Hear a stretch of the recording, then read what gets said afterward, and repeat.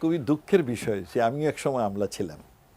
দুঃখের বিষয়টা যে স্বল্প সংখ্যক আমলারা দুর্নীতিগ্রস্ত, এবং যেহেতু তাদের উপরে কোনো ধরনের যত ধরনের আইন কানুন এগুলোর প্রয়োগ হয় না, ব্যত্যয় হয় বলে তারা পুকুর চুরি করে। আর সারা আমলাতন্ত্র, সারাটা আমরা অধিকাংশ লোক কিন্তু অনেস্ট, সবার উপরে দোষ পড়ে। এখন আমরা বললেই যে সরকারি এটা দুর্নীতিপরায়ণ, নট দ্যাট। তো এই জন্য আমার দুঃখ লাগলো যে অল্প কয়েকজনের জন্যে সারা ব্যুরোক্রেসি ইজ বিং কোয়েশ্চন। এখনও বহু সৎ ব্যুরোক্রেট আছেন, এবং তারা কারণে দেশের যথেষ্ট হচ্ছে, উন্নয়ন হচ্ছে। কিন্তু কয়েকটা লোক এই সিস্টেমটাকে এমনভাবে কারাপ্ট করেছে যে যার ফলে সবার উপর আমরা সবাইকে দোষী সাব্যস্ত করি। পুলিশের মধ্যেও অনেক সৎ লোক আছে এবং অত্যন্ত সৎ লোক, কিন্তু বাকি কিছু লোকের জ্বালায় আপনার পুলিশকে দেখলে মনে ভয় পায়, ভাবে যে এরা সব আপনার এই। তবে আমাদের দেশে দুর্নীতিটা একটু বেশি, সবসময় সব দেশে দুর্নীতি আছে, কিন্তু অন্য দেশগুলোতে দুর্নীতিটা পরিমাণটা একটু কম, আমাদের দেশে অনেক বেশি। এর একটি কারণ হচ্ছে আমার এখানে জবাবদিহিতা নাই। তা আমি সংসদে যে বক্তব্য দিয়েছি, প্রথমে বলেছি যে স্বল্প সংখ্যক দুর্নীতিপরায়ণ সরকারি কর্মচারীর জন্য আমলাতন্ত্রের বেশ দোষী সাব্যস্ত হচ্ছে। আর সেইটা আমি বলেছি সময়ের দাবি হচ্ছে যে সরকারি যে কর্মচারী থাকুক তার বার্ষিক সম্পদের হিসাব দেওয়া উচিত, এটা সময়ের দাবি। কারণ সে কিভাবে আপনার এই দুর্নীতির মাধ্যমে সম্পদ গড়লো এগুলো আমরা তখন পেয়ে যাব।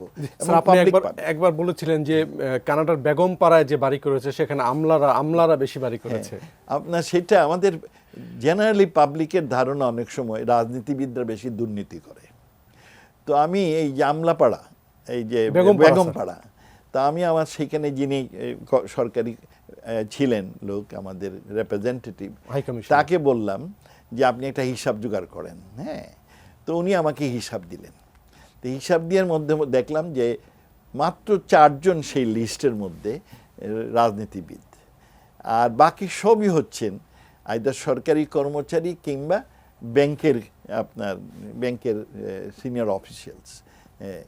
তো তখন আমার কাছে খুব খটকা লাগলো, কারণ আমরা তো মনে করি সব রাজনীতিবিদরাই আসলে করাপ্ট, কিন্তু রাজনীতিবিদ করাপশনের স্কোপ কম।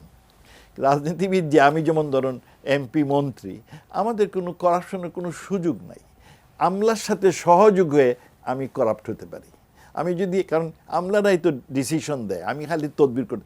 আমাদের রাজনীতিবিদরা, এমপি সাহেবরা, চেয়ারম্যান সাহেবরা শুধু তদবির করতে পারেন যে ওরে চাকরিটা দিয়ে দেন, ওই তদবিরের মধ্যেই শেষ। অ্যাকশনটা নেয় সরকারি কর্মচারী। যদি কোনো রাজনীতিবিদ দুর্নীতিপরায়ণ হতে চান, তাহলে তাকে সরকারি কর্মচারীর সাথে আতাত করে দুর্নীতিপরায়ণ হতো, because they are the true decision makers. আর নাহলে কোনো রাজনীতিবিদ সহজে আপনার দুর্নীতিপরায়ণ হতে পারবেন না, যে সিস্টেম আমাদের, কারণ তার হাতে কোনো ক্ষমতাই, তদবির ছাড়ার কোনো ক্ষমতাই নাই। হ্যাঁ, মন্ত্রী হলে একটু একটু ক্ষমতা থাকে, বাট বাই অ্যান্ড লার্জ এই সব ক্ষমতা হইল আমলাতে।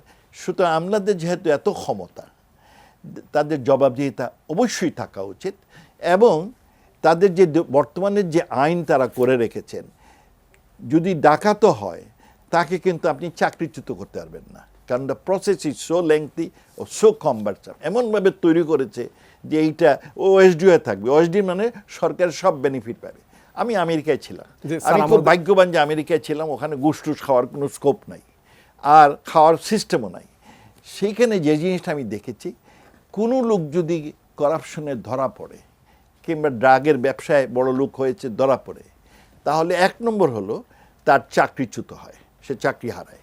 2 নম্বর হলো যত সম্পদ তার আছে সব তারা বাজেয়াপ্ত করে নিলামে বিক্রি করে দেয়, যাতে ওর ওই যখন বের হয়, ওরা জেল টেল খুব কম দেয়, ওরা পেনাল্টি দেয়, ওরা তার চাকরি খায়, আর ওরা তার সব সম্পত্তি বাজেয়াপ্ত করে। আমি মনে করি আমাদের দেশে যদি হয় বাজেয়াপ্ত করে, আমি একবার জিজ্ঞেস করেছিলাম তোমরা বাজেয়াপ্ত করো কেন, বলে যে তাহলে তার পরিবার কিংবা তার যারা সহকর্মী তারা তাকে আপনার দুর্নীতিপরায়ণ হতে উৎসাহ দেবে না, কারণ সে দুর্নীতিপরায়ণ হয়ে ফাইন দিল, জেলে গেল। কিন্তু বাকি আত্মীয়-স্বজন যারা বেনিফিট নিচ্ছেন তাদের কোনো ক্ষতি নাই। জি। তাদের ক্ষতি হওয়ার জন্য তারা যাতে ওদের উৎসাহ না দেয় সেই জন্য এটা নিলামে বিক্রি